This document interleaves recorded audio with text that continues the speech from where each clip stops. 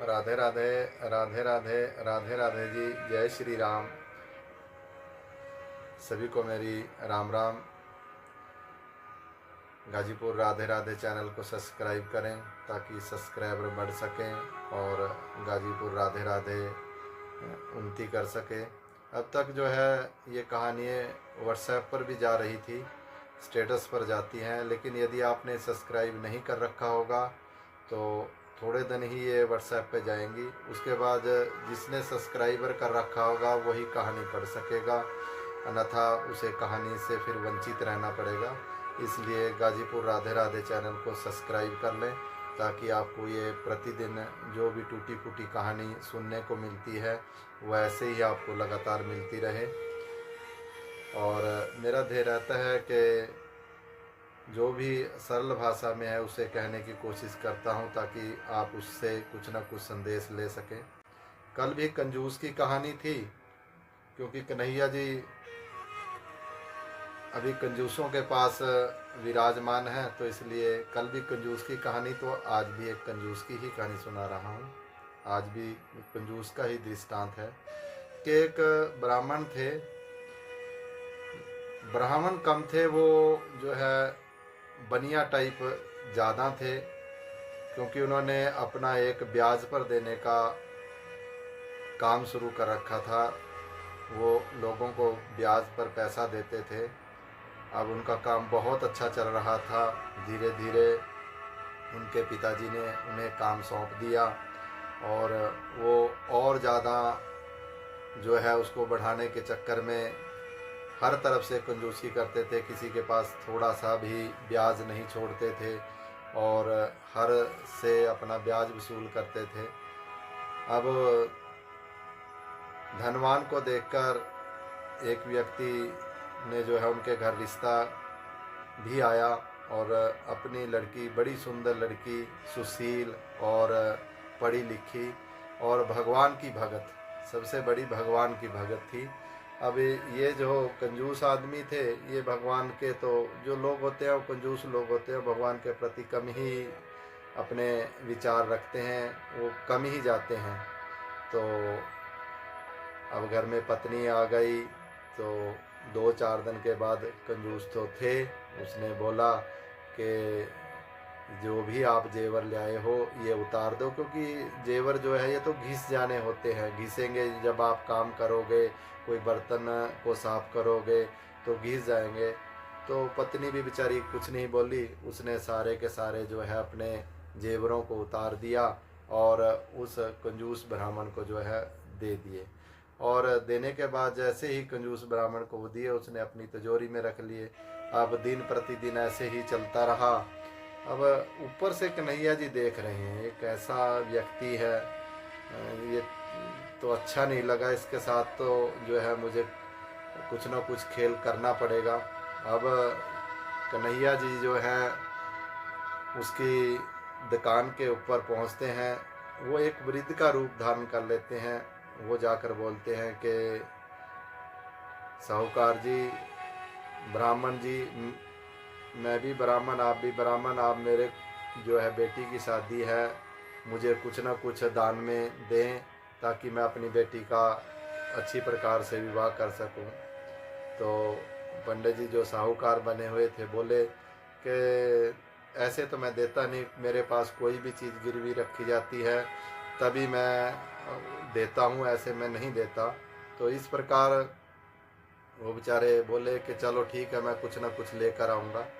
तो वो उसके घर जाते हैं और उसकी पत्नी के पास ही पहुंच जाते हैं, क्योंकि कन्हैया जी तो कन्हैया, उनको तो सभी पता है। तो जैसे ही वो वहाँ पहुँचते हैं, वो उसकी पत्नी से बोलते हैं कि मेरी शादी लड़की की है और मुझे कुछ ना कुछ दान दो ताकि तुम्हारी तरफ से सेवा हो सके। अब वो बोली मेरे पास तो कुछ नहीं, मेरे पति जो है मेरे से जो भी है वो मुझे जो है सब अपने हाथ में रखते हैं और मेरे पर तो केवल उसके पास एक जो है नथ रह गई थी। तो उसने क्या किया, वो नथ उतार कर ही उसे दे दी कि चलो इससे आप अपना काम चलाओ, इससे शादी तो नहीं हो सकती, केवल जो भी मेरी तरफ से दिया गया है इससे काम चल जाएगा। और वो लेकर उसे चले गए और वो जाकर वहाँ बैठे हुए साहूकार के पास पहुँचे और उन्होंने उनको वो नथ दे दी। वो नथ को पहचान गए कि ये नथ कहाँ से लेकर आए आप, ये कहाँ से लेकर आए।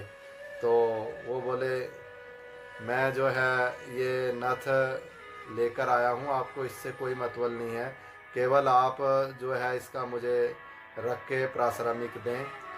तो वो बोला ठीक है। उसने जो है वो अपनी प्रश्न और इस प्रकार से उसने वो नथ को जो है उनसे ले लिया और उसने वो नथ को जो है उठाकर अपने जो है तिजोरी थी उसमें रख दिया और तिजोरी में रखने के बाद उसको ताला लगा दिया। और अब वो बेचैन हो रहे हैं कि नथ तो मुझे जो है अपनी पत्नी की लगती है और मुझे घर जाकर देखना चाहिए, क्योंकि कंजूस तो थे ही कि उसने मेरे से बिना पूछे ऐसे कैसे दान कर दिया ये वो। और वो उठे, फट से जो है चलने के लिए तैयार हुए। लेकिन जो उसका मुनीम था वो कभी कभी घर जाता था, तो उसको पता था कि जो इनकी पत्नी है वो धार्मिक प्रवृत्ति की है। तो उसने घर जाकर उनसे पहले उनकी पत्नी को बोल दिया कि वो आने वाले हैं साहूकार जी और तुम्हें जो है तुम्हारी नथ के लिए डांटेंगे। और इस प्रकार से वो बेचारी चक्कर खा के गिरने वाली हुई कि अब तो मुझे जो है बहुत दिक्कत होगी। तो वो ठाकुर जी का भजन करने लगी कि हे ठाकुर जी, मुझे नहीं पता क्या है क्या नहीं है। और ठाकुर जी के पास बैठकर बोली कि मैं ये जो है जहर की पुड़ी लाई हूँ, मैं इसे निगल लूँगी और अन्यथा अब मुझे बचाओ। और उसका पति जैसे ही घर के अंदर दरवाजे में प्रवेश किया तो वो जो जहर से भरा हुआ प्याला था पानी का, अभी वो पीने ही जा रही थी, उसमें एकदम से वो जब उधर देखती है दरवाजे की तरफ, तभी ऊपर से एक वही नथ गिरती है आकर और वो पानी में से निकालती है। तो उसका पति पूछता है कि नथ कहाँ? वो बोलती है कि नथ ये है मेरे पास।